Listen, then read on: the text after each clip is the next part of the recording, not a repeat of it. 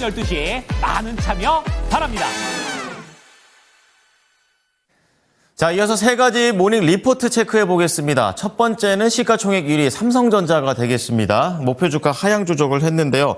4분기에 대한 그런 부진함, 오늘 이제 분석이 좀 되어 있습니다. 메모리 쪽에서는 이제 수요와 가격 경쟁이 문제가 되고 있고, 파운드리는 내년 하반기쯤에나 돼서야 개선세가 나올 거라는 내용입니다. 자, 그런 가운데 아티스트 스튜디오는 체질 개선의 시작이라고 얘기하고 있는데요. 이 올해 방영 예정될 콘텐츠가 기대해 볼 만하다라는 내용과 함께 포트폴리오에 대한 다변화 노력이 엿보입니다. 자, KT 보겠습니다. 변한 건 없다 이렇게 얘기하는데요. 최근에 급락 원인 이 엑소더스에 대한 우려를 좀 지우기 위한 그런 합리적인 근거들 좀 나와주고 있고요. 여기에 더해서 비용 절감에 대한 효과 그리고 주주 환원에 대한 가속도가 붙는 것은 변함이 없다라는 관점입니다. 내용들 알아보겠습니다. 정수지 캐스터 전해주시죠. 네, 오늘 아침 모닝 리포트 살펴보겠습니다. 먼저 삼성전자에 대한 BNK 투자증권의 분석입니다. 삼성전자의 올 4분기 영업이익은 8조 원으로 기대치를 크게 하회할 것으로 전망했습니다. 현재 시장 컨센 대비 17%가량 낮은 수준으로 평가했는데요. 하반기 실적 악화의 주 요인이었던 글로벌 스마트폰 OEM들의 재고 조정을 올해 연말부터 내년 1분기 사이에 마무리될 것으로 전망했습니다. 특히 경기 부양책과 빠른 재고 조정으로 내년 초부터는 중국의 모바일 수요 회복을 예상했는데요. 비록 서버 재고 조정이 이제 시작되지만 삼성전자의 실적과 주가 모멘텀의 수입 팩터인 모바일 수요 안정은 긍정적인 요소로 평가했습니다. 한편 파운드리는 내년 4분기부터 4나노 공정 매출이 본격 발생하면서 실적이 개선될 것으로 예상을 봤습니다. 투자 의견은 매수로 유지를 했지만 목표 주가는 72,000원으로 하향 조정했는데요. 전일까지 외국인이 11거래일 연속 매도가 나왔던 삼성전자입니다. 지난 9월에는 8만 전자를 꿈꿨었지만 11월에는 4만 전자까지 떨어지면서 주가는 반토막이 난 상황인데요.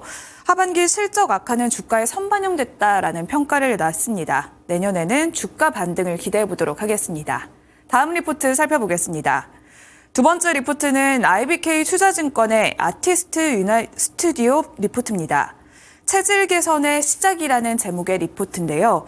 올 4분기 영업 실적은 부진할 것으로 판단했는데 첫 번째로는 경영권 분쟁을 겪으면서 일시적으로 제작 라인업이 제한됐고 두 번째로는 당초 기대했었던 미녀와 순정남 신규 매출이 부진했기 때문입니다. 또한 일부 비용의 발생도 예상되면서 부정적으로 평가했습니다. 하지만 이러한 추이는 내년 상반기까지 이어질 가능성이 높다고도 평가를 했는데요. 현재 제작 편수를 모색하고 있지만 상반기까지 방송사 편성이 이미 마무리되었다는 점과 주력으로 하고 있는 주말 드라마 시청률이 구조적으로 하락하기 있기 때문으로 평가했습니다. 다만 올 12월부터 방영 예정인 체크인 한양은 기대하고 있는데요. 장기적으로는 포트폴리오 다변화와 채널 다각화로 성장성을 모색할 것으로 전망했습니다. 투자 의견과 목표 주가는 따로 제시하지 않았고요. 오징어 게임 시즌2를 앞두고 주목받고 있는 아티스트 스튜디오입니다. 관련주로서 흥행 기대감이 주가를 다시 한번 고조시켜줄 수 있을지 기대해 보시길 바랍니다. 세 번째 리포트 만나보겠습니다. KT에 대한 대신증권의 분석인데요. 제목은 그래도 변한 건 없습니다입니다. 변한 건 어떤 게 있는지 어떤 의미인지 짚어보도록 하겠습니다. 우상향을 그리다가 비상계엄 사태로 주가는 랠리를 멈췄습니다. 이에 대해서 대신증권은 KT는 주가 상승폭이 그동안 컸고 외국인 투자자 비중이 높아서라고 평가를 했는데요. 12월 3일 이후 외국인 매도로 인한 지수 하락이 계속됐고 외국인 비중이 높은 통신업종의 지수 이상의 하락은 예견되어 왔던 움직임이라고 봤습니다.